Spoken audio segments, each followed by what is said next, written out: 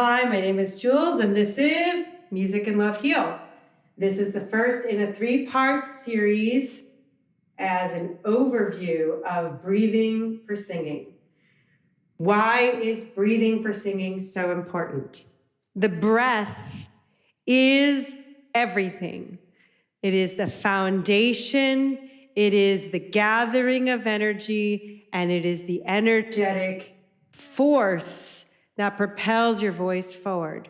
With a good breath filled with support, utilizing your whole body, your voice has maximum potential, power, control, support.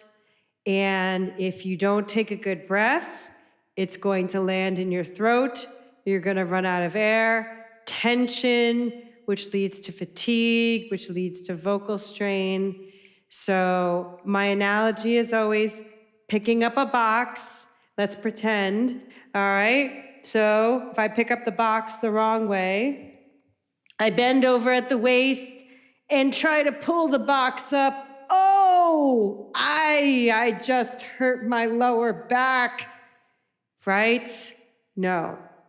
Better way, we squat down, bend from the thighs and the knees, lift the box with our thighs, and this utilizes the right muscles, saves our back. We don't have back pain.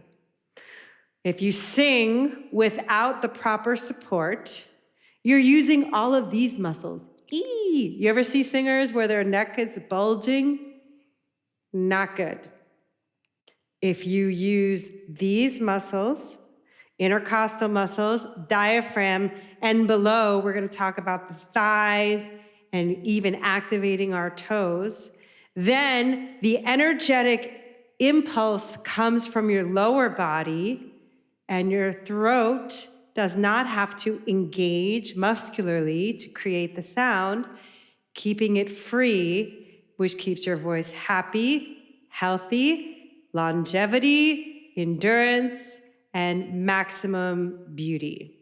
So, breathing is the foundational, fundamental, elemental concept of singing, and if you spend as much time as you need to understand it, it will make you a much better singer. All right, so there's 4 functions of the breath. We're going to get into a little bit of anatomy, and later there'll be a slideshow.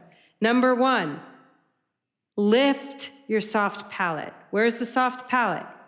Roof of the mouth in the back. The front roof of the mouth is the hard palate with the ridges.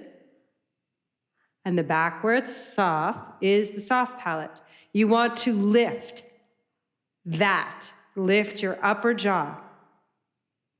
As a reaction to that, or a reflex, the throat opens, which we want. So you lift the soft palate, open the throat, expand the lungs with air, and engage your diaphragm, gathering the energy to sing and create music, sound with your body. So again, when you take in a good singer breath, lift the soft palate, open the throat, engage the rib cage, engage the lungs, expand. The diaphragm goes down. Please watch my video on diaphragmatic breathing. And then you create the sound. Okay, but it goes further than that. Let's start at our feet. So, place your feet shoulder width apart. I recommend being barefoot for now. I like to connect to the earth. I like to be barefoot. All right, feet shoulder width apart. Now lift your toes, spread them, and place them down, and you can gently sort of clench the floor a tiny bit. So you're engaging your toes. Great. Do not lock your knees. That is a huge energy blockage, chi blockage. Anecdotally, choir singers often sometimes faint on the big stage with lights because they're not used to being on a big stage with lights, and they lock their knees. So you do not want to lock your knees. It can really affect the blood flow and the energy flow throughout your body. Your knees have a micro bend. Take your pelvis, especially ladies, tuck it under. Don't let your tushy come out like that. That's called hyperextension. No. So tuck your tushy under, tuck your tailbone in and down. Good. All right. Now we're going to engage the thighs. So with this posture, take your right thigh and gently push it that way. You can also go to the outside of your right foot. Take your left thigh, go that way. Also engage the outside of your left foot. Woo! Make sure your pelvis is tucked in, knees slightly bent. Look how I'm engaging the whole bottom half of my body. I haven't even gotten to this point yet. All right, now put your hands on your rib cage and inhale, open the ribs, exhale. Good. Inhale, exhale. So again, I have a video on diaphragmatic breathing, but I will review. The diaphragm is a muscle between the bottom of your lungs and your abdomen.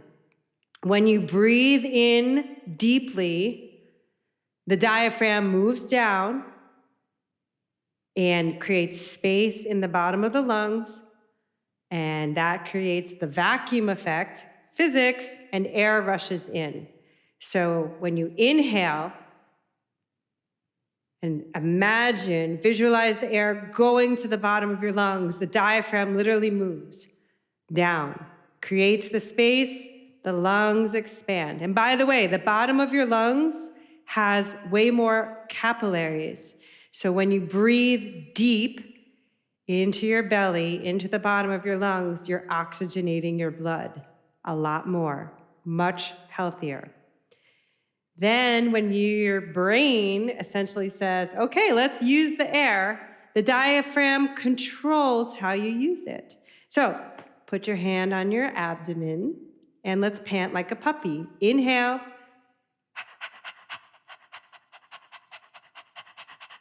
That's the diaphragm, kind of gently pushing against the lungs. One more time. Inhale.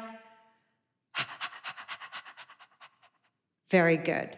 All right, so when you breathe in, I want you to do this now. We're going to inhale and expand your arms. Imagine your torso is just expanding out. The lungs are filling up with air. The intercostal muscles, which are the muscles in between your lungs and your rib cage, are expanding.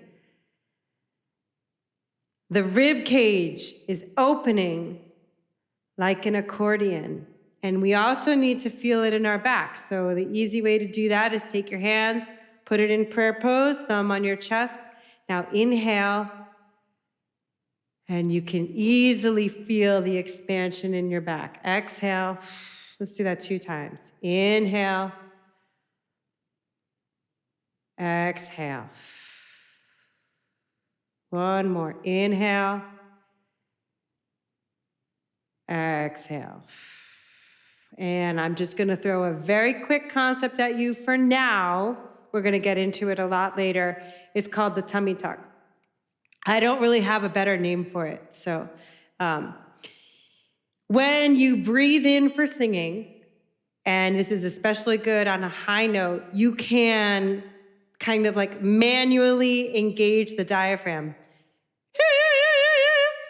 Where I kind of purposefully pull it in, and that helps send energy through the lungs. Inhale.